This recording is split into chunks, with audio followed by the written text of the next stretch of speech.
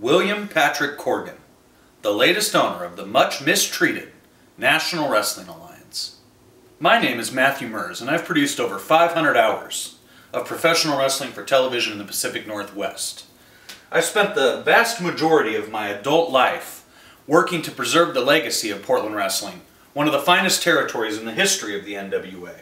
For many years, wrestling's luminaries have dedicated themselves to the preservation of wrestling's past, the promotions and wrestlers often forgotten by WWE and largely ignored by the men who previously sat in the NWA President's chair.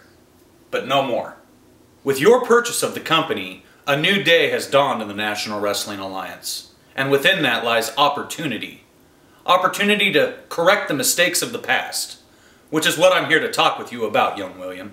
It was 55 years ago, on August 18th, 1962, in Newark, New Jersey, that unforgettable African-American wrestling legend, Bobo Brazil, defeated Nature Boy Buddy Rogers for the NWA World Heavyweight title. Your NWA World title, young William. In the final fall of the match, Rogers complained to the referee that he was unable to continue due to a growing injury. Brazil, being a man of great moral fiber, declined the belt when declared the victor of the bout. He wanted to win wrestling's most prestigious championship, the fairway. The belt was returned to the Nature Boy's waist. But 3 weeks later, on September 6th, following an examination by a doctor who found nothing wrong with Rogers in the slightest, it was announced to enthralled wrestling fans that Bobo Brazil was the new NWA Heavyweight Champion of the world. News of the title change spread like wildfire, being written about in publications from New Jersey to Illinois, including Ring Magazine. A rematch was set for October 30th in Toledo, Ohio. Buddy Rogers would end up regaining the championship from Bobo that night. But this isn't where the story ends. Sam Mushnick, then president of the NWA, was none too happy when he heard the world title had changed hands without his permission. Mushnick took action, and within 3 months Rogers was out as champion and Lou Thesz was back in. This led to the formation of the Worldwide Wrestling Federation by Vince McMahon Sr. and Toots Mondt 90 days later, with Rogers declared the first WWF World Heavyweight Champion. Mushnick struck Bobo Brazil's name from the NWA record books, despite fans throughout the Northeast and the Midwest knowing full well he had won the championship in Jersey and lost it back to Rogers in Ohio.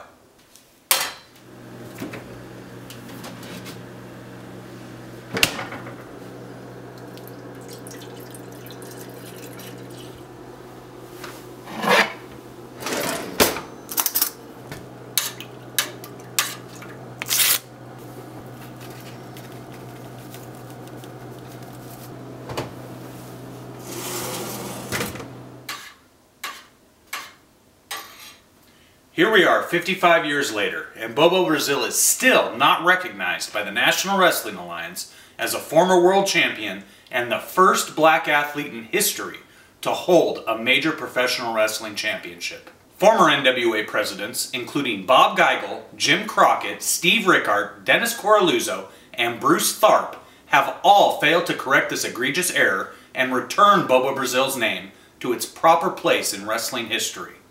But all of that can change tonight.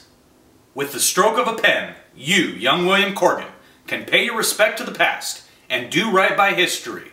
Only you, young William, can tell the entire world that after 55 years, Bobo Brazil is once again an NWA World Heavyweight Champion.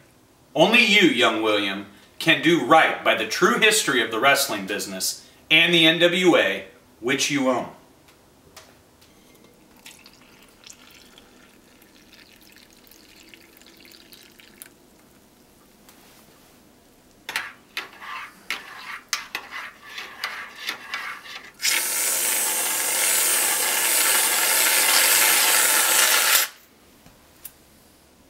In closing, I can't help but comment that if there was ever a time that it was possible for dreams to come true and wishes to be granted, it's this holiday season.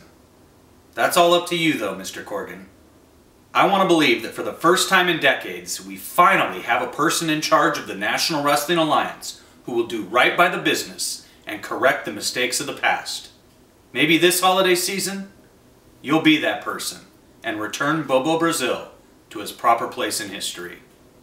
And maybe, just maybe, the impossible is possible tonight. So I'll believe in you as you believe in me tonight. Merry Christmas to all, and to all, a good night.